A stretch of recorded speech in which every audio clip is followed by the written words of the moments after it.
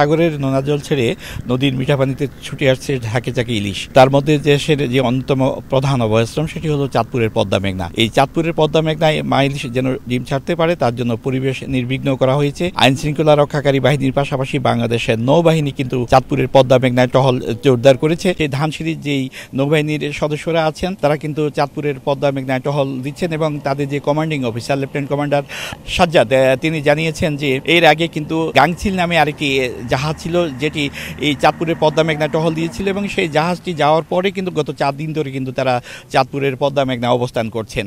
তিনি দাবি করেছেন যে নৌবাহিনীর এই যে তৎপরতা অর্থাৎ তাদের যে জোরদার যে টহল ব্যবস্থা সেটির কারণে মূলত এখন পর্যন্ত চাঁদপুরের যে এক শ্রেণীর জেলে যারা নির্বিচারে মা ইলিশ নিধনে নদীতে নেমে পড়তো তারা বলা যেতে পারে যে অনেকটা সতর্ক হয়ে আছে, অর্থাৎ তারা নদীতে নামার কোনো সুযোগ পাচ্ছেন না।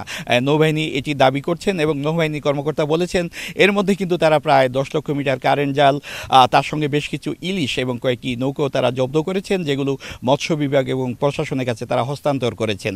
বাংলাদেশ নৌবাহিনী মা ইলিশ সংরক্ষণের জন্য আগামী 25 অক্টোবর পর্যন্ত এই অভিযান পরিচালনা করবে এবং নৌবাহিনী জাহাজের পাশাপাশি আমরা হাই স্পিড বোট এবং বিভিন্ন রকম জলযানের মাধ্যমে আমাদের এই অভিযান অব্যাহত রাখবো। কর্মকর্তারা জানিয়েছেন যে আসলে চাঁদপুরে যে পদ্মা মেঘনা নয় শুধু অন্যান্য যে অভয়াশ্রমগুলো আছে সেখানে কিন্তু নৌবাহিনীর অবস্থান আছে এবং তারা মা ইলিশ রক্ষায় তারা তৎপরতা চালিয়ে যাচ্ছেন।